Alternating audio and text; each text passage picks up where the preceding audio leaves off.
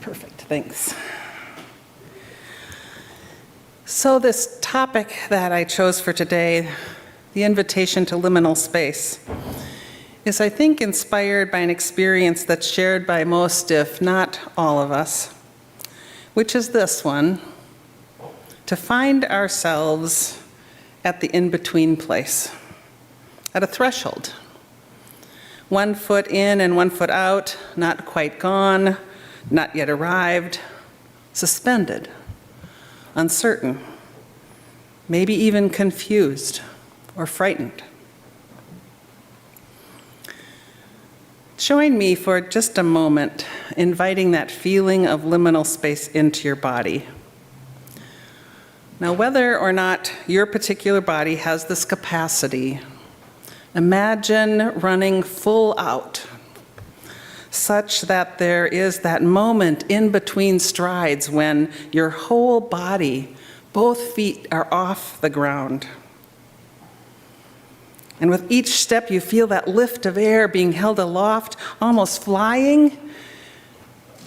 You can feel that exhilaration.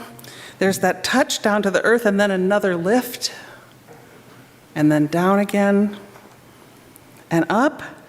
But then suddenly, you stop, held aloft as in a freeze frame, suspended, off the ground. Just let yourself hang there. Don't fight it. Allow yourself to be held in the unknown.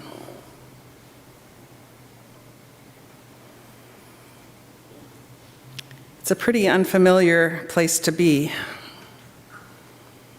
Probably a bit uncomfortable. You can let yourself down now.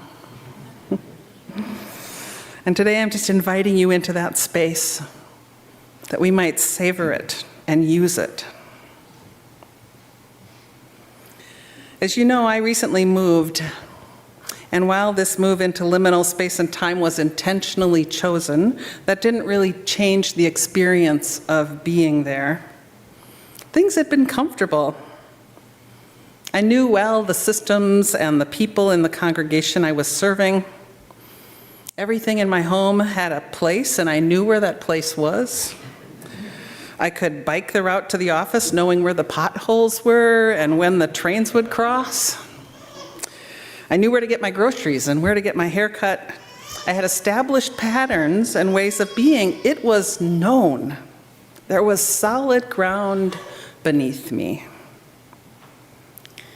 And then, as is the way as an interim minister, I had to leave to imagine a new ministry, to subject myself to the matching process, which offered several enticing possibilities, including this one, along with some less enticing ones.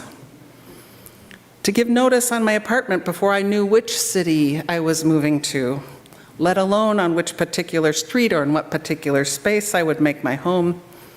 Allowing myself to be absorbed into the wind of change without knowing where or when I would be put back on solid ground. Now, I'm sure many of you have moved, maybe even recently. It involves a lot of letting go, certainly of some stuff, but more crucially, letting go of knowing. I can really identify with the words of author David Foster Wallace, who said, "Everything I have ever let go of has claw marks on it." Entering liminal space is often preceding by digging in our heels, by doubting for all kinds of reasons.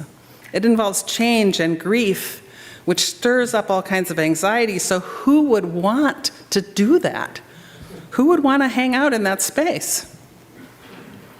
You know, it's really common among clergy when we discuss together some issue brewing in a congregation to say, "Oh, there's a lot of anxiety in the system," which is a shorthand alternative way for telling familiar tales about people acting unkindly and out of character, about leaders and staff over or under functioning, about relationships breaking down over what in other times would have been easy to negotiate differences of opinion.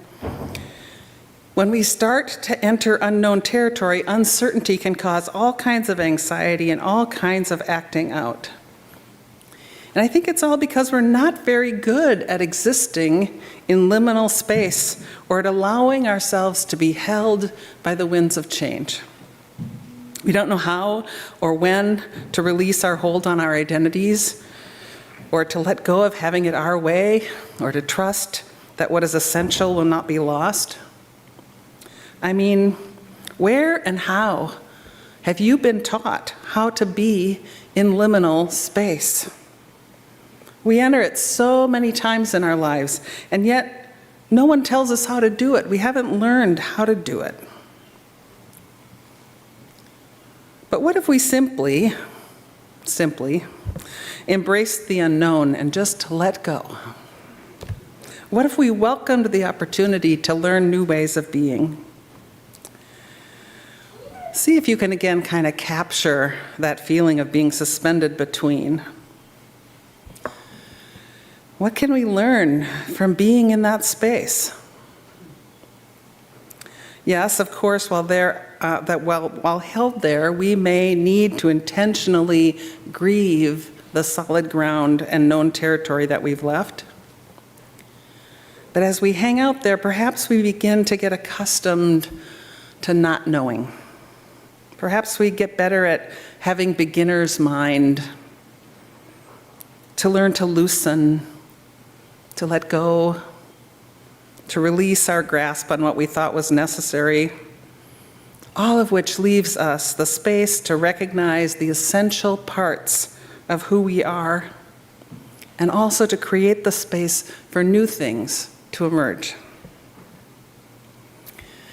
Now, I'm not suggesting that we're always ready for change or that every change is good.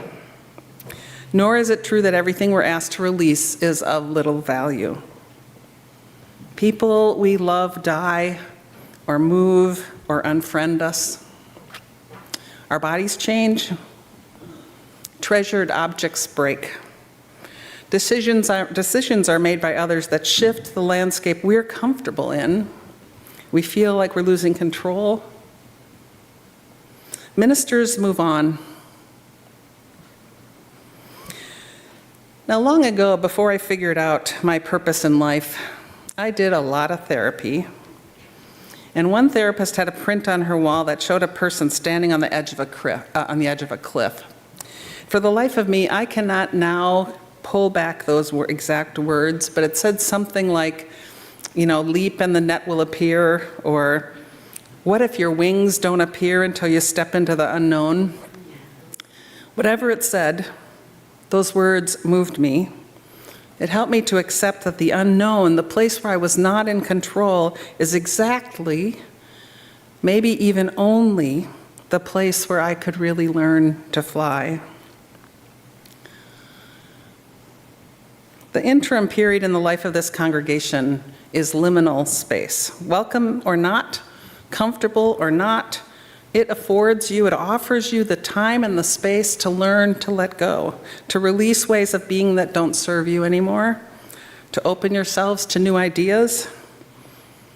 Because no matter how hard we grasp, we cannot stop change from happening. Grasping will not stave off the reality of needing to let go. It only makes it harder and slower and more painful. Perhaps like me, you've had the experience of taking a small child to the playground, holding them up to the monkey bars, where the rings are bigger than their tiny hands could even yet grip, on a structure hanging below, the structure that's built for beings who are older and taller and stronger. And then while holding them up there, encouraging them to let go with one hand, just long enough to try to grasp the next bar. You can do it. It's okay. Grab the bar with the other hand, I gotcha. See? You can do it. You can do hard things. One hand at a time. knowing you're held. Well, maybe it's not an easy metaphor to embrace, but still, life moves us along as if swinging from monkey bars, or sometimes even more like a flying trapeze. We have to let go in order to move forward, and letting go is the only way to move toward whatever's waiting for us. Still, as you may know firsthand, monkey bars and trapezes inherently involve a scary in-between place, between places that feel solid and trustworthy, between those places where we feel safe. And I think that's a lot like interim ministry. Now, I don't mean to imply that I'm the one holding you up. I'm not some great savior with all the answers. Rather, I mean that I believe that liminal space itself will hold you up. Liminal space, in its fog and in the vagueness of the unknown, you will be held. And in that space, because of that space, you will eventually find the strength to see and to make the next appropriate move. It's okay. No rush. You'll get there. You have everything you need to do hard things. Now, I have already learned that you're a congregation who likes to accomplish things.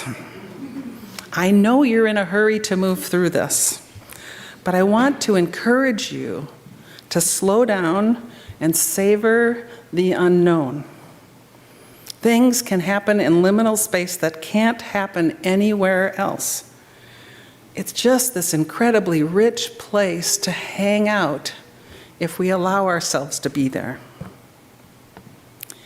We are right now, and maybe for the next year, maybe two, are in this in-between place together, a liminal space, and we're going to get to know the wilderness that it offers us intimately, the place between the known and the unknown.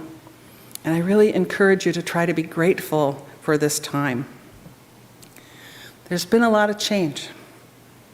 Societal shifts in religiosity, a pandemic, an endemic, Zoom church, continuing social isolation, a longtime minister's leaving, a breakdown in trust, decisions made about who will or won't be your next minister.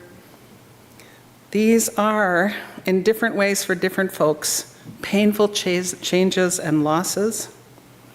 For some, they're scary, for others, unwanted, and for a few, they're welcome.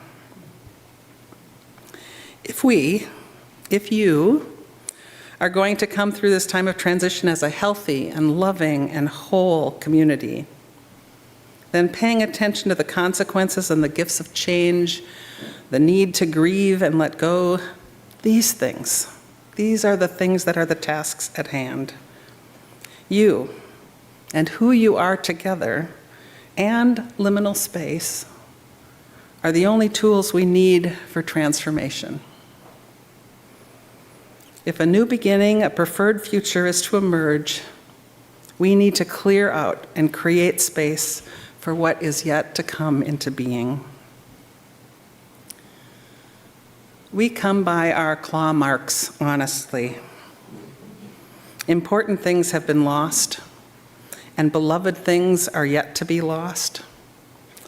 So let's name our pain and honor that, and then let us together take a leap, embrace the unknown, and just hang there. We'll hang out together, doing the work of articulating what's essential, creating space for something new, and offering gratitude for the gift of liminal space. May it be so.